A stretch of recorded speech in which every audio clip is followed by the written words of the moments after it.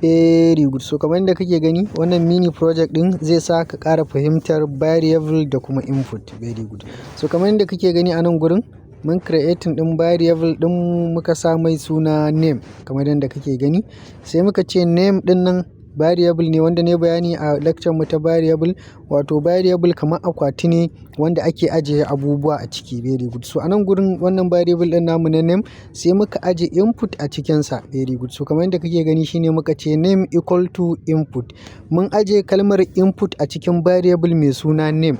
Sai muka ce variable, so shi kuma input yana dauke da open and close parenthesis sannan kuma yana dauke da quotation kamar yadda kake gani. So wannan quotation din zaka iya sa single quote ko double quote. Very good. So idan ka duba zaka ga open wannan open and close parenthesis din mu, sannan ga rufewar sa nan, ga open din sa a nan gurin and then ga rufewar sa a nan gurin. Sannan wannan double quote din shi ma ga open din sa a nan gurin sannan ga rufewar sa. So tsakanin double quote din nan a ciki zaka rubuta abin da kake so ka rubuta kenan, abin da user zai gani kenan. Wannan abin da zaka rubuta a cikin wannan ya zama string saboda me, saboda yana cikin single quote. Very good. So a nan gurin wannan rubutun da zaka yi a ciki zai zama kamar hint ne, ma'ana abin da kamar kana faɗa ma user abin da zai ne. So shine kamar yadda kake gani sai muka ce enter your name.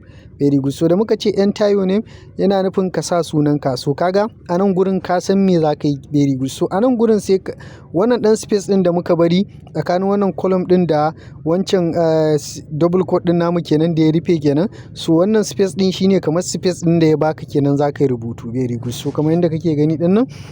And then kuma sai muka zo a nan gurin sai muka yi amfani da print statement kamar yadda kake gani. So idan ka duba ga print din ma nan, so wannan print din function ne. So shi wannan print din ana amfani da shi, zaka iya printing abin da kake so, zaka iya printing string sannan kuma zaka iya printing din variable ɗinka. So a nan gurin sai muka zo muka ce print. So a nan gurin print din nan yana iya ɗaukar kawai mu ce print name, wancan variable din namu kenan. So amma muna so wani abu ya fito a cikin wannan, muna so mu concatenating, kamar mu concatenating din string da kuma variable din mu kenan. Very good.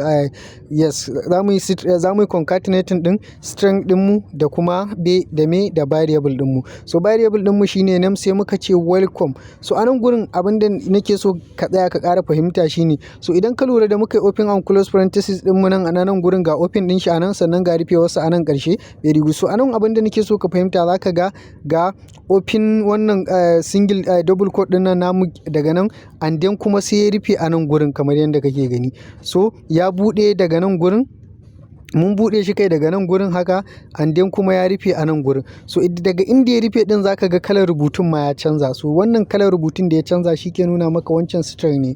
Very good. So string kuma shi kamar hint ne, abinda zai fito ne akan terminal kenan. Sannan and then very good. So sai muka sa wannan kamar yadda kake gani, sai muka kira wancan variable din namu na name kenan, wancan variable din namu da muka aje input a ciki. Very good. So and then so anan gurin mun yi concatenating ne. So muna printing a terminal, ya ce mana enter your name, muka sa sunan mu. So zai ce mana wannan welcome din za ta bayyana, wannan welcome din kamar yadda kake gani za ta bayyana, sai ta ce mana welcome plus name. Very good. So me yasa zai ce mana welcome plus name? Me yasa welcome sai kuma ya kira variable din nan namu, ma'ana welcome name. So duk sunan da muka sa zai ce welcome sai ya faɗi wannan sunan, saboda wancan input din yayi receiving din abin da user ya sa, sannan shi kuma variable yana wakiltar mun aje input din a cikin variable din namu mai suna name. So kaga zai ce maka idan sunanka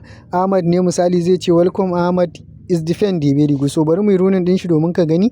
Very good. So kamar yadda kake gani gashi nan a terminal sai ya ce mana enter your name. Very good. So a nan gurin bari kawai mu ce let's say in ce Lawan kamar yadda kake gani. Very good. So ina danna suna, ina sa suna, ya ce man enter your name, na sa suna sai ya ce man welcome Lawan. Very good. So a nan gurin wannan karamin project din ina so ka ƙara fahimtar, zaka fahimci variable da kuma print function. Very good. So wannan kenan a takaice. Daga ƙarshe kar ka manta da yi mana like, subscribe da share domin ƙarfafa mana gwiwa ci gaba da kawo maka wannan lecture. And then ka je Telegram channel ɗinmu ka yi following ɗinmu domin samun source code ɗin lecture da muke kawo maka. Sai mun haɗe a Arewa S1.